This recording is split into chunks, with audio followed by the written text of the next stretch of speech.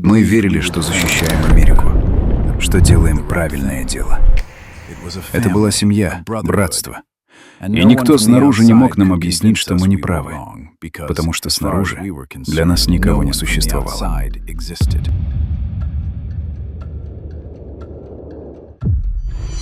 3 человека выехали на машине проверить сожженную церковь и пропали.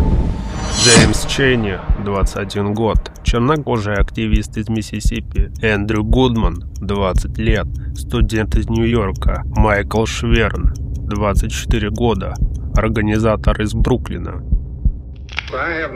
У меня нет оснований полагать, что эти люди были убиты.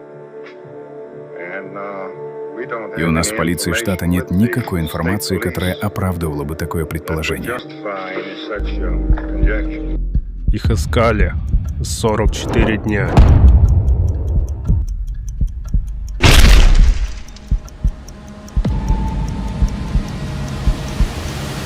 И нашли закопанными в земляной дамбе на глубине 9 футов.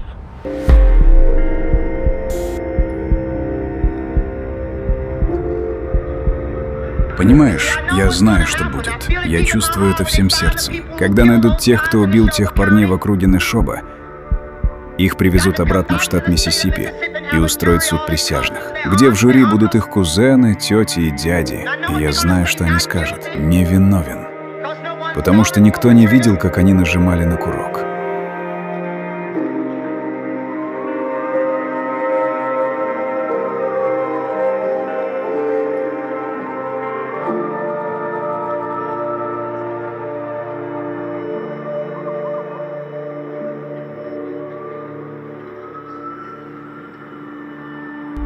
Вскрытие показало, Чейни перед смертью был жестоко избит. Кости сломаны. Всех 3 застрелили. Расследование установило. Местный заместитель шерифа Сесил Прайс лично задержал их той ночью под надуманным предлогом. Продержал в камере. Потом отпустил в темноту, где их уже ждали люди в белых капюшонах. Прайс состоял в клане. Шериф округа Лоуренс Рейни тоже. Тело нашли только потому, что ФБР заплатило информатору $30 000 за наводку. Именно тогда директор ФБР Эдгар Гувер понял окончательно: воевать кланом по правилам невозможно, потому что клан и был правилами на юге. Чтобы понять масштаб, несколько цифр. 1964 год. В различных ответвлениях Ку-клукс-клана по всему югу около 14 000 активных членов. Но реальная сила была не в числах. Сила была в том, кем были эти люди. Шериф округа, городской прокурор, судья, пастор, члены городского совета.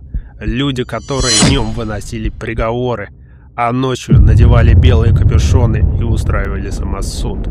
Именно поэтому с 1954 по 1964 год на юге было совершено более 70 резонансных преступлений на расовой почве.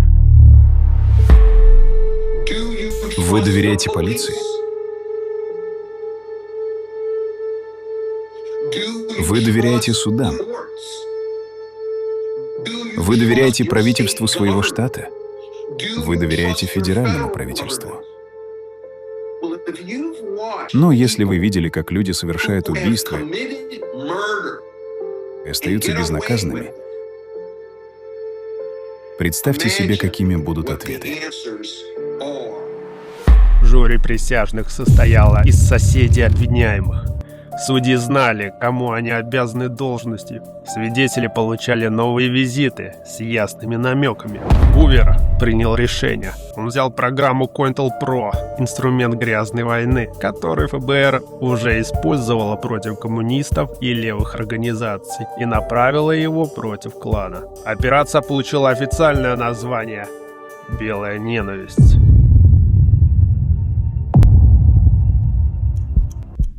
Чтобы внедриться в клан, нужна легенда, биография, история, люди, которые за тебя поручаются.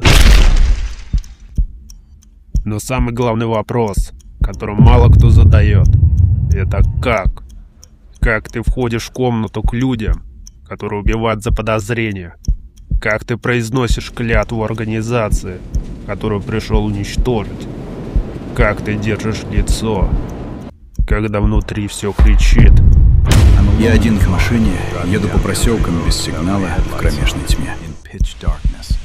Ищем место клановского слета. Как я туда попал? Я просто позвонил на горячую линию Ку-Клукс-Клана. Да, у них была горячая линия. Прямо так. Набери номер и поговори с клановцем. Очень удобно, когда организация, которую ты хочешь уничтожить, сама тебя приглашает. На другом конце оказался некий Джек, капеллан местной ячейки. Прозвище в честь любимого виски.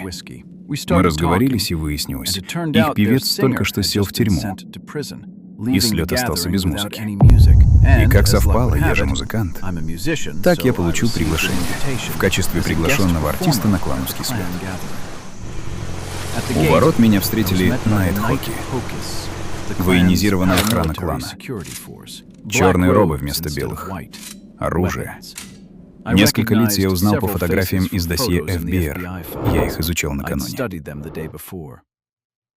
Там без фейс-контроля не обошлось, но я был в лучших штанах. Так что после этого Джек встретил меня и сразу начал вводить в курс. Вот сцена, вот программа, вот крест. Металлический крест, высотой почти 10 метров, обернутый мешковиной, пропитанный дизельным топливом. Здесь это называли клановским одеколоном. Невозможно постоять рядом и не пропахнуть. Джек поправил меня серьезно, когда я назвал это сжиганием креста. Скотт, это не сжигание, это зажигание. Мы несем свет Христа в темноту мира. Он говорил это абсолютно искренне. Потом добавил: «Сегодня ночью я проведу твою натурализацию». И когда он отходил, я тихо уточнил: «Джек, а что такое натурализация?» Он ответил просто: «Тебя завяжут, ты можешь услышать выстрел. Это как волшебник страны Оз. Начинается в черно-белом, заканчивается в цвете». Нас выстроили, завязали глаза. Передо мной пожилой мужик с больной ногой, который еле стоит. Рядом тяжелое дыхание собаки. Голос в темноте: «Держи правое плечо человека перед тобой. Не разрывай цепь». Мы двинулись через поле. Вслепую, в темноте. Я одной рукой держу старика, чтобы он не упал, другой цепляюсь за цепь. И вдруг нам стало известно, среди вас и есть осведомитель. Бах! Выстрел. Я стоял с завязанными глазами, окруженный вооруженными людьми, и повторял про себя одно: Джек предупреждал. Это часть церемонии. Джек предупреждал. Вы знаете, что происходит со стукачами. Бang, bang, bang! Стрельба заполнила поле и не останавливалась. Потом тишина. Голос вплотную. Я почувствовал дыхание на щеке. «Подними правую руку». Я не поднял. Помню, нельзя разрывать цепь. Голос тише, почти в ухо. «Подними правую руку». Я ответил тоненьким голосом, почти детским. «Но он же сказал, не разрывать цепь». «Ладно, можно. Подними». Потом присяга. Тот, кто читал текст, несколько раз запинался и терял место. Другие голоса его поправляли, возвращались назад, начинали снова. Я стоял в темноте с завязанными глазами и кусал губу, потому что это было бы смешно, если бы не было таким зловещим. Повязки сняли. Передо мной стоял Джек в зеленой робе с мечом. Он коснулся клинком моих плеч, как при посвящении в рыцари. «Поздравляю». И все начали обниматься. В кромешной темноте я пошел к машине за гитарой, и только тогда до меня дошло. Кажется, я только что вступил в чертов клан. Той же ночью я стоял на сцене под горящим 10-метровым крестом для людей в белых робах. Есть разница между человеком, который играет роль, и человеком, который в нее превращается. Скотт Пейн играл роль. Он помнил, кто он, выходил, писал рапорт. Но до него был другой человек, который зашел в клан и растворился в нем настолько, что даже само ФБР перестало понимать, он все еще наш агент или уже просто клановец, которому мы платим. Его звали Гэри Томас Рой. Последствия этих злоупотреблений для отдельных граждан, а также для законных политических, социальных, религиозных и философских интересов представляют собой опасную эрозию наших конституционных гарантий. В ходе обзора этих вопросов, представленного адвокатом на нашей последней сессии, мы рассмотрели целый ряд действий, от сбора информации до подрыва нормальной жизни отдельных граждан и организаций. Мы стали свидетелями действий спецслужб, которые, по их собственному признанию, являются самыми вопиющими.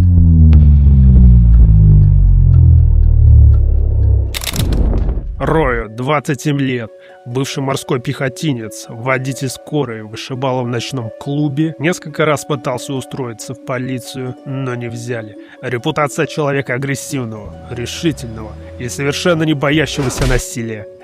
Именно поэтому кланом заинтересовался, и именно поэтому ФБР его опередило. Агент Барретт Кемп вышел на Роя первым, предложил сделку, а Рой согласился. Добровольно, без давления, сам захотел. Он вступил в СТЮ номер 13, бирмингемскую ячейку клана. Историки называют его самой жестокой клановской организацией в истории Америки. Место, где решения о насилии принимаются за пивом и исполняются в ту же ночь. Рой стал своим.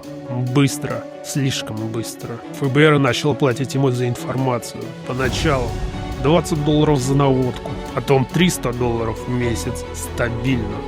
Куратор получал имена, планы, маршруты. Гувер был доволен. Рой считался ценнейшим активом. Все шло хорошо, пока не началось. Первым свидетелем сегодня будет Гэри Томас Рой. Он будет в капюшоне, чтобы его нельзя было опознать. Он считает, что его физическое опознание создаст угрозу его личной безопасности. В настоящее время он проживает в засекреченном месте под псевдонимом, предоставленным ему правительством. Клянетесь ли вы говорить правду, всю правду, и ничего кроме правды, да поможет вам Бог? Клянусь.